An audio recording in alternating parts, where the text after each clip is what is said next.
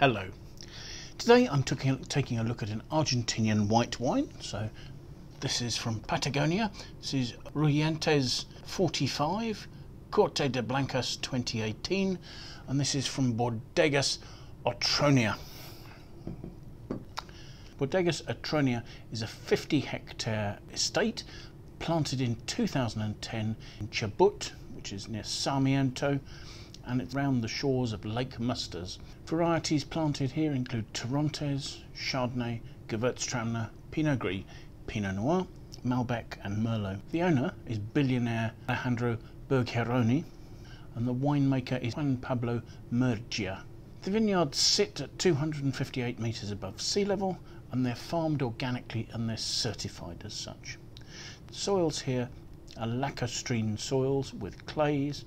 There are fluvial and alluvial rocks and aeolian sands. The climate is cool and it's constantly windy. This means two things. It means the area is free from almost any threat of fungal disease, but it also means that irrigation is constantly required to grow grapes here. This wine is a blend of 42% of Gewurztraminer, 32% of Chardonnay and 26% of Pinot Gris.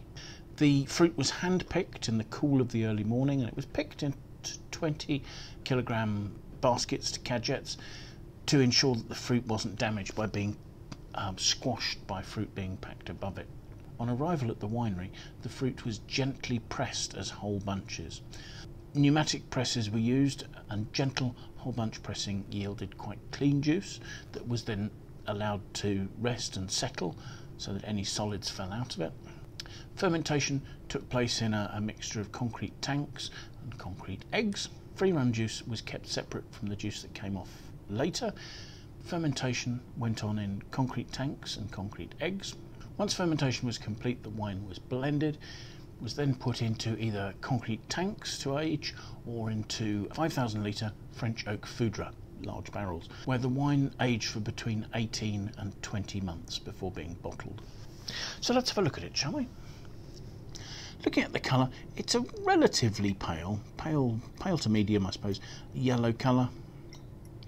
Sort of strawish hint, maybe the slightest hint of green in there. Swilling it, the wine, according to its label, has 13% alcohol.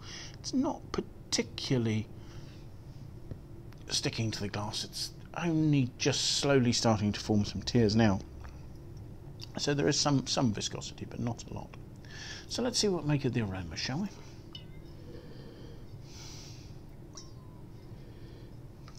Those are rich, ripe, tropical aromas. There's almost sort of a rich banana note, but then there's more concentration, sort of ripe stone fruit. Yes, ripe peach and nectarine, those sort of notes. There aren't notes of oak, there aren't particularly notes of lees aging or malolactic conversion either. So let's have a taste and see what we make of it.